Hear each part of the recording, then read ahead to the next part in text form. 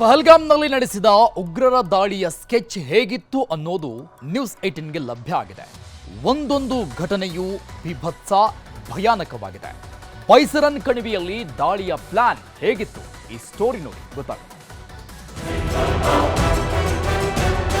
ಸ್ಥಾನೀಯರ ಸಹಕಾರ ಇಲ್ಲದೆ ಈ ತರದ ಘಟನೆಗಳು ನಡೆಯಕ್ಕೆ ಸಾಧ್ಯವೇ ಇಲ್ಲ.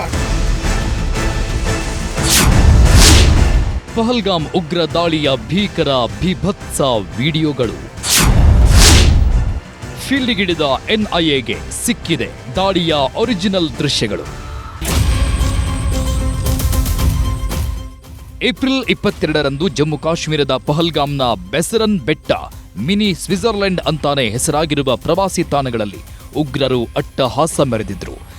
ಸಿಕ್ಕವರ ಮೇಲೆ ಗುಂಡು ಹಾರಿಸದೆ ಬರೀ ಗಂಡಸರನ್ನೇ ಟಾರ್ಗೆಟ್ ಮಾಡಿ ಹಿಂದೂನಾ ಮುಸ್ಲಿಮನ ಅಂತ ಕೇಳಿ ಗುಂಡಿಟ್ಟು ಕೊಂದಿದ್ರು. ಹೆಂಡತಿ, ಮಕ್ಕಳು, ತಂದೆ, ತಾಯಿ, ಅಕ್ಕ, ತಂಗಿಯರ ಎದುರೇ ಮನೆಯ ಆಧಾರ ಸ್ತಂಭವಾಗಿದ್ದ ಪುರುಷರನ್ನ ಕೊಂದು ಹೋಗು ಮೋದಿಗೆ ಹೇಳು ಅಂದಿದ್ರು.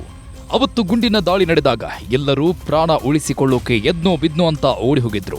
ಅದರಲ್ಲಿ ಸ್ಥಳೀಯ ಟೂರಿಸ್ಟ್ ಮತ್ತು ಪ್ರವಾಸಿಗರಿಗೆ ವಿಡಿಯೋ ಮಾಡಿಕೊಟ್ಟು ಹಣ ಸಂಪಾದನೆ ಮಾಡ್ತಿದ್ದ ವಿಡಿಯೋಗ್ರಾಫರ್ ಕೂಡ ಇದ್ದ.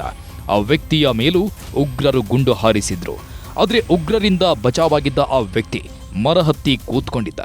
ಉಗ್ರರ ಒಂದೊಂದು ದಾಳಿಯ ದೃಶ್ಯಗಳನ್ನು ತನ್ನ ಕ್ಯಾಮೆರಾದಲ್ಲಿ ಸೆರೆ ಹಿಡಿದಿದ್ದ. ಆ ವಿಡಿಯೋಗಳು ಈಗ ಎನ್ಐಎ ತನಿಖಾ ತಂಡಕ್ಕೆ ಸಿಕ್ಕಿದೆ.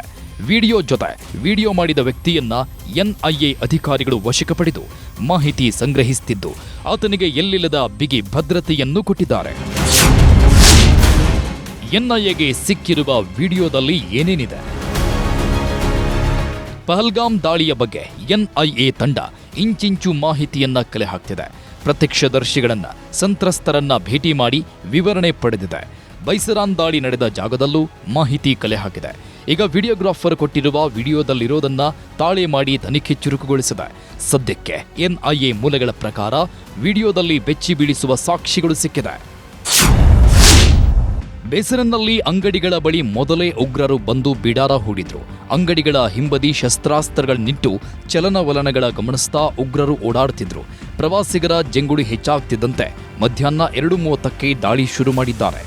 ಒಟ್ಟು 4 ಉಗ್ರರು 2 ಪ್ರತ್ಯೇಕ ತಂಡಗಳಾಗಿ ಗುಂಡಿನ ದಾಳಿ ಮಾಡಿದ್ದಾರೆ. ಇದರಲ್ಲಿ ಒಂದು ತಂಡ ಗಂಡಸರ ಹತ್ತಿರ ಹೋಗಿ ಹಣೆಗೆ ಎದೆಗೆ ಗುಂಡಿಟ್ಟ ದೃಶ್ಯ ಸೆರೆಯಾಗಿದೆ. 2ನೇ ಉಗ್ರರ ತಂಡ ಓಡಿ ಹೋಗ್ತಿದ್ದವರನ್ನ ಟಾರ್ಗೆಟ್ ಮಾಡಿದ್ದು ಸೆರೆಯಾಗಿದೆ. ಜೊತೆಗೆ ಜೀಪ್ ಲೈನ್ ಬಳಿ ಅಟ್ಟಾಡಿಸಿ ಗುಂಡು ಹಾರಿಸಿರುವುದು ಕ್ಯಾಮೆರಾದಲ್ಲಿ ಸೆರೆ ಹಿಡಿದಿದ್ದಾನೆ ವಿಡಿಯೋಗ್ರಾಫರ್. ಅಷ್ಟೇ ಅಲ್ಲ, ಪ್ರವಾಸಿಗರೊಬ್ಬರ ಮೊಬೈಲ್, ಸ್ಥಳೀಯರ ಫೋನ್ ಕಿತ್ಕೊಂಡಿದ್ದು ವಿಡಿಯೋದಲ್ಲಿದೆಯಂತೆ. ಇನ್ನು ಉಗ್ರರು AK-47 ಗನ್ ಮತ್ತು M4 ರೈಫಲ್ಗಳನ್ನು ಬಳಸಿದ್ದಾರೆ. ಇದೆಲ್ಲವನ್ನು ಮರಹತ್ತಿ ಮೇಲಿಂದಲೇ ವಿಡಿಯೋ ಮಾಡಿದ್ದಾನೆ ಸ್ಥಳೀಯ ವಿಡಿಯೋಗ್ರಾಫರ್. ಆ ಸ್ಥಳೀಯ ವಿಡಿಯೋಗ್ರಾಫರ್ನಿಂದ ಸಂಪೂರ್ಣ ಚಿತ್ರೀಕರಣವಾದ ವಿಡಿಯೋ ಹಿಡಿದು ಎನ್ಐಎ ತನಿಖೆ ಮಾಡ್ತಿದ್ದು ಸ್ಥಳೀಯ ವಿಡಿಯೋಗ್ರಾಫರ್ ವ್ಯಕ್ತಿಗೆ ಈಗ ಪ್ರಮುಖ ಸಾಕ್ಷಿ. ಈಗಾಗಲೇ ಎನ್ಐಎ ಅಧಿಕಾರಿಗಳಿಗೆ M4 ರೈಫಲ್ಗಳ ಖಾಲಿ ಕಾರ್ಟ್ರಿಜ್ಗಳು ಸಿಕ್ಕಿವೆ. ಇದನ್ನು ತನಿಖೆ ನಡೆಸಿದಾಗ ಎನ್ಐಎ ಅಧಿಕಾರಿಗಳಿಗೆ ಸ್ಫೋಟಕ ಮಾಹಿತಿ ಸಿಕ್ಕಿದೆ. ಅದೇನೆಂದ್ರೆ, ಅಫ್ಘಾನಿಸ್ತಾನ ಯುದ್ಧ ಕೊನೆಗೊಂಡಾಗಿನಿಂದ ಪಾಕಿಸ್ತಾನಿ ಭಯೋತ್ಪಾದಕರು M4 ರೈಫಲ್ಗಳನ್ನು ಬಳಸುತ್ತಿದ್ದಾರೆ ಅಂತಾನೂ ಮಾಹಿತಿ ಸಿಕ್ಕಿದ್ದು ತನಿಖೆ ಚುರುಕುಗೊಳಿಸಿದ್ದಾರೆ. ಸ್ಥಳೀಯ ಕಾಶ್ಮೀರಿ ಜನರೇ ದಾಳಿಗೆ ಸಹಕರಿಸಿದ್ದು. ಎನ್ಐಎ ತನಿಖೆಯಲ್ಲಿ ಸಿಕ್ಕಿದ್ಯಂತೆ ಮಹತ್ವದ ಸಾಕ್ಷಿ. ಪಹಲ್ಗಾಮ್ ದಾಳಿ ಪೂರ್ವ ನಿಯೋಜಿತ ಕೃತ್ಯ. ಬೆಟ್ಟ ಗುಡ್ಡಗಳನ್ನ ಉಗ್ರರು ದಾಟಿ ಬಂದು ದಾಳಿ ಮಾಡಿಲ್ಲ. ಬೇಸರನ್ ಕ್ಯಾಂಪ್ನಲ್ಲಿ ಅಂಗಡಿ ಇಟ್ಕೊಂಡಿದ್ದ ವ್ಯಾಪಾರಿಗಳಿಗೆ ಬೆಟ್ಟ ಹತ್ತಿ ಐಟಂ ತಂದು ಕೊಡುತ್ತಿದ್ದ ವ್ಯಾಪಾರಿಗಳೇ ಉಗ್ರರಿಗೆ ಸೇನಾಪಡೆ ಭದ್ರತೆ ಮಾಹಿತಿ ಕೊಟ್ಟಿದ್ದಾರಂತೆ. ಅಂಗಡಿ ನಡೆಸುತ್ತಿದ್ದ ವ್ಯಾಪಾರಿಗಳು ಉಗ್ರರ ಜೊತೆ ಶಾಮೀಲಾಗಿದ್ರು ಅನ್ನೋದಕ್ಕೂ ಪುರಾವೆಗಳು ಸಿಕ್ಕಿದೆಯಂತೆ.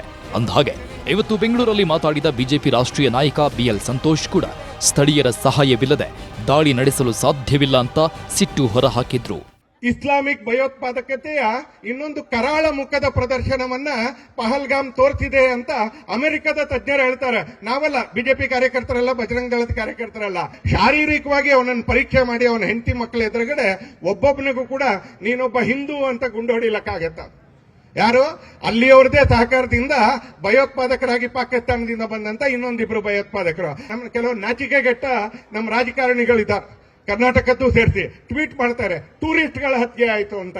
ಟೂರಿಸ್ಟ್ಗಳ ಹತ್ಯೆ ಆಗಿದ್ರೆ ಅಲ್ಲೇ ಮಾಡಬೇಕು ಅಂತಿಲ್ಲ, ಎಲ್ಲಿ ಬೇಕಾದ್ರೂ ಮಾಡ್ಬೋದಾ? ಒಂದು ಕಡೆ ಬಿಎಲ್ ಸಂತೋಷ್ ಅವರ ಹೇಳಿಕೆಗಳು ಎಷ್ಟು ನಿಜಾನೋ, ಮತ್ತೊಂದು ಕಡೆ ಎನ್ಐಎ ನಡೆಸುತ್ತಿರುವ ತನಿಖೆಯಲ್ಲಿ ಸಿಕ್ಕಿರುವ ಸಾಕ್ಷಿಗಳು ಅಷ್ಟೇ ನಿಜ. ಸದ್ಯಕ್ಕೆ ಎನ್ಐಎಗೆ ಸಿಕ್ಕಿರುವ ಆ ವಿಡಿಯೋ ಸಾಕ್ಷಿ ಯಾವಾಗ ಜಗಜ್ಜಾಹೀರಾಗುತ್ತೆ ಅನ್ನೋದನ್ನ ಕೋಟಿ ಕೋಟಿ ಭಾರತೀಯರು ಕಾಯ್ತಿದ್ದಾರೆ. Bureau report, news 18.